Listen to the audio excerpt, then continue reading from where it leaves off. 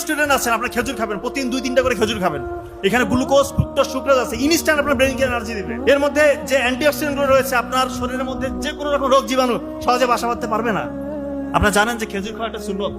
রাসূলুল্লাহ সাল্লাল্লাহু আলাইহি ওয়াসাল্লাম বলেছেন, যে ঘরে খেজুর নাই আমি ধরে নিব ওই ঘরে ক্ষুধা রয়েছে। তার মানে খেজুর খুবই গুরুত্বপূর্ণ। এর মধ্যে যে অ্যামাইনো অ্যাসিড, এইটা আপনার শরীরকে ডেভেলপ করবে এবং ডাইজেশন ক্লিয়ার করবে। এর মধ্যে রয়েছে পটাশিয়াম, আপনার হার্টটাকে ভালো রাখবে। এবং অনেকে বলে যে স্যার আমার শরীর হয় না, একটু স্বাস্থ্য যদি ভালো হইতো, কি করতে পারি? প্রতিদিন 3-4টা করে খেজুর খান, একটা শশা দিয়ে, দেখবেন যে ইনশাল্লাহ আপনার শরীরটা অর্গানাইজড হইতে ডেভেলপ হবে। খেজুর খাবেন। আর একটা খাবার হচ্ছে আখরোট। আখরোটের আকারটা দেখেন না, দেখতে ব্রেইনের মতো। তো প্রাচীন গ্রিক এবং চায়নাতে ওরা বিশ্বাস করত যে বীজ বা যে ফলের আকৃতি আমাদের শরীরে যে অঙ্গের মতো, সেটা ওই অঙ্গে বেশি কাজ করে। এটাকে বলা হয় ডকটিনস অফ সিগনেচার।